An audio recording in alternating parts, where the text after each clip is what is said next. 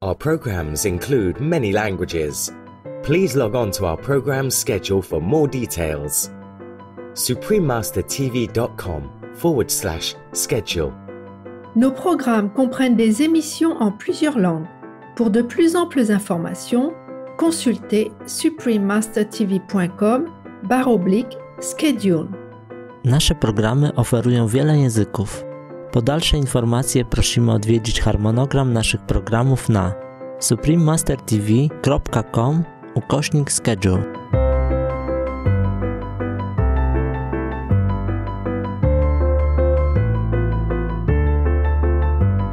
Oui, c'est moi qui avais eu l'idée, mais ensuite ça a été un travail d'équipe pour faire la carte, pour aller dans les restaurants et puis pour maintenant propager ce concept de Veggie Town. C'est important d'avoir un nom en fait. Si on dit simplement il y a un quartier végétarien à Paris, ça n'a pas la même portée que si on dit venez à Veggie Town.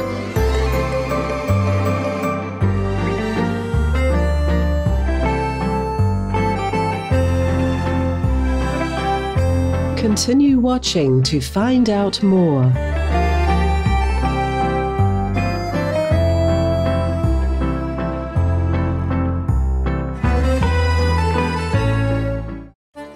Today's program will be presented in French with subtitles in Arabic, Aulacese, also known as Vietnamese, Chinese, English, French, German, Indonesian, Japanese, Korean, Mongolian, Persian, Russian, Spanish, and Thai.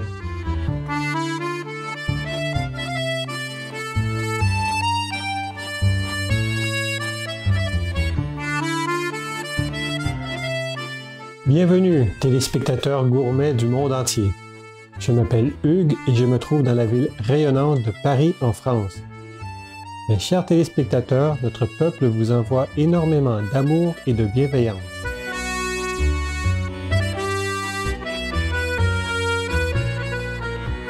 L'émission d'aujourd'hui s'intitule Veggie Town à Paris, une oasis végane passionnante dans la ville des Lumières. Alors que la plupart des villes abritent des quartiers présentant des aspects spécifiques, de nature culturelle, sportive ou artistique, par exemple un quartier chinois ou un village olympique, le 10e arrondissement de Paris, lui, s'appelle Veggie Town.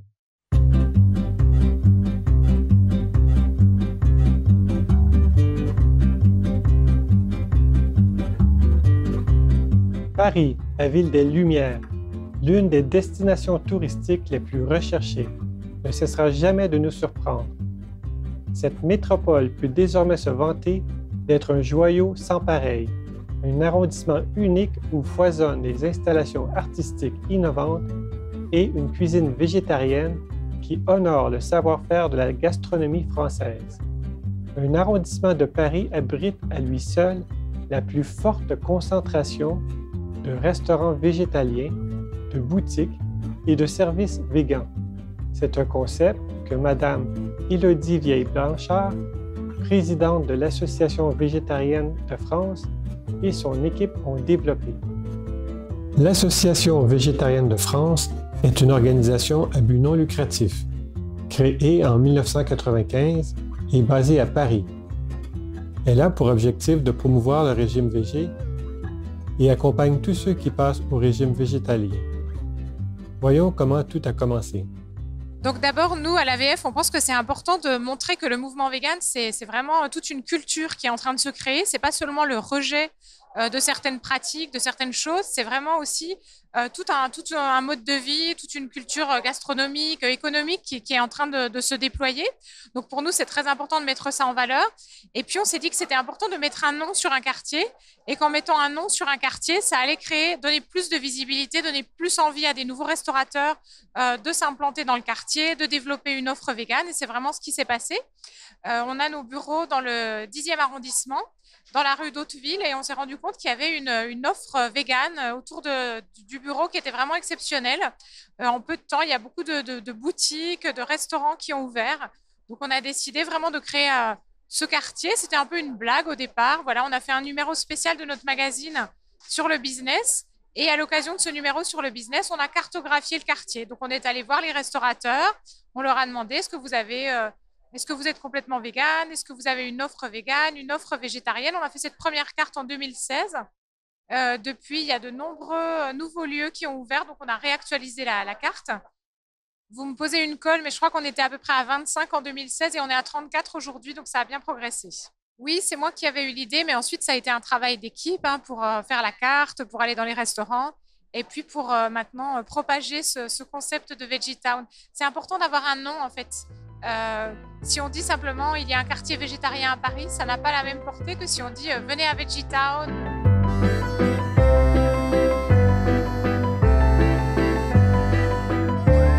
Veggie Town est en train d'écrire l'histoire.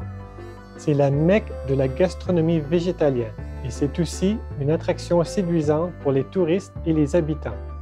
Mais comment les restaurants sont-ils tout à coup devenus végétaliens et végétariens dans un ancien quartier de boutiques de fourrure?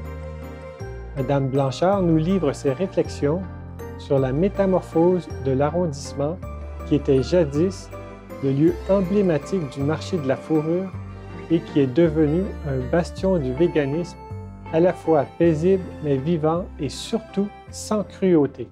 Alors le 9e et le 10e, c'était un peu le quartier des fourrures et des cuirs, là où on est, donc c'est quand même assez drôle qu'une nouvelle culture végane s'implante dans ce quartier.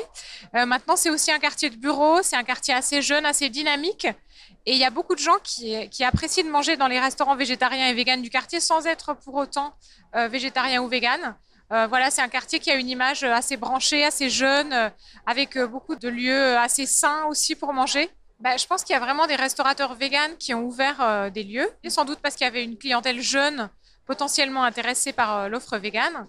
Et ensuite, il y a eu une sorte d'émulation, c'est-à-dire que les autres restaurateurs, même qui n'avaient pas un restaurant vegan, se sont rendus compte qu'il y avait une vraie clientèle qui venait dans le quartier et ils ont décidé de créer une offre végane. Donc, il y a beaucoup de restaurants dans le quartier qui proposent des plats étiquetés véganes, qui font bien attention à cette clientèle-là.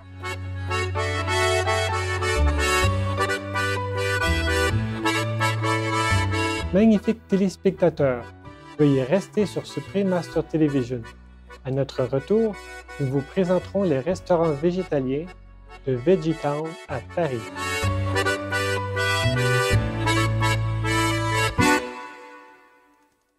Ravi de vous retrouver, téléspectateurs aimants.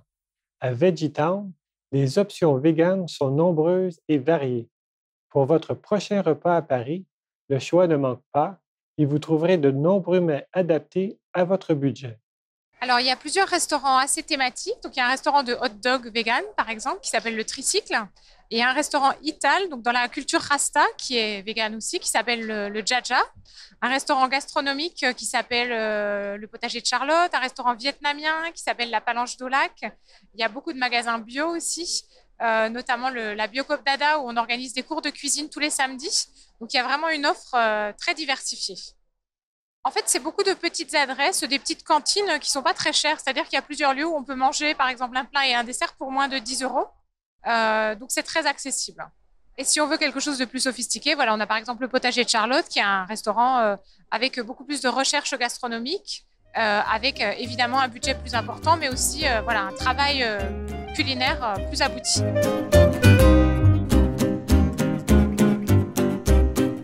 Veggie Town Paris est en effet une oasis de saveurs culinaires ainsi qu'un modèle de pratique éprouvé en matière de regroupement d'entreprises vertes, prospères, respectueuses de l'environnement et nourrissantes. Mais que serait une ville sans ses personnages et son atmosphère?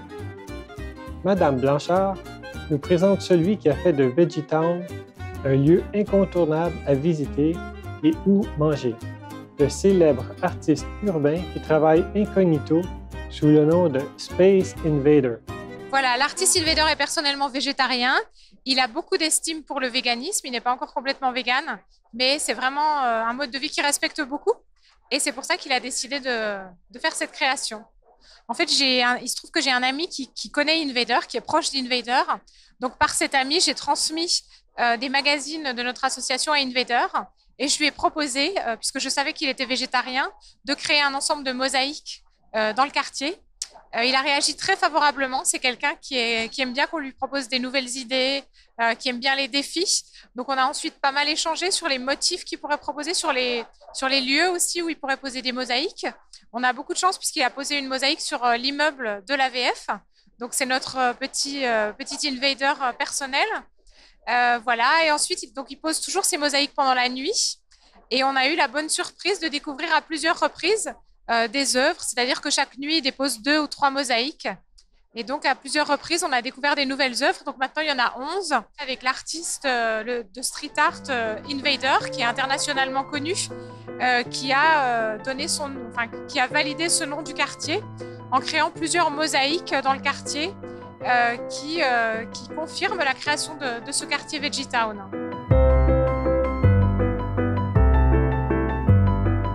Nous remercions Madame Blanchard de nous avoir présenté VeggieTown à Paris.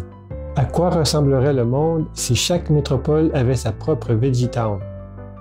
Chers téléspectateurs écolos et végétaliens, nous nous séparerons sur ces paroles réconfortantes de la présidente de l'Association végétarienne de France. Et nous partageons aussi ses espoirs. Écoutez, je suis convaincue que ça va continuer à se développer. Je sais qu'il y a déjà plusieurs autres VeggieTown dans Paris, des lieux où il y a une concentration aussi un petit peu importante. Donc, par exemple, dans le Marais, il y a comme une sorte de deuxième VeggieTown. Je suis convaincue que ça va continuer à se développer. Je ne sais pas si demain, on aura un monde complètement vegan. Bien sûr, j'aimerais que ce soit le cas. Mais je suis certaine, en tout cas, qu'il y aura de nombreuses nouvelles ouvertures de lieux véganes. Et je pense que ce sera beaucoup plus facile aussi pour les véganes de manger dans n'importe quel restaurant.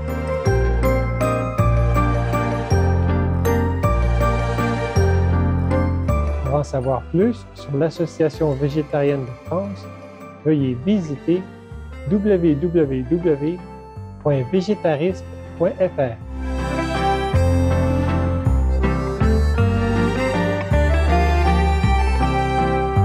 For their outstanding promotion of veganism, Supreme Master Ching Hai joyfully present the AVF, the Shining World Vegan Incentive Award, plus $10,000 with love to humbly support the teamwork. May God grant you all peace, love, happiness, and long life. Supreme Master Ching Hai is deeply grateful to the beloved God for all the financial help, comfort and support to the afflicted and needy and/or any good cause over the years, as a humble vessel for his neutral term for his or hers compassion and love towards his precious children.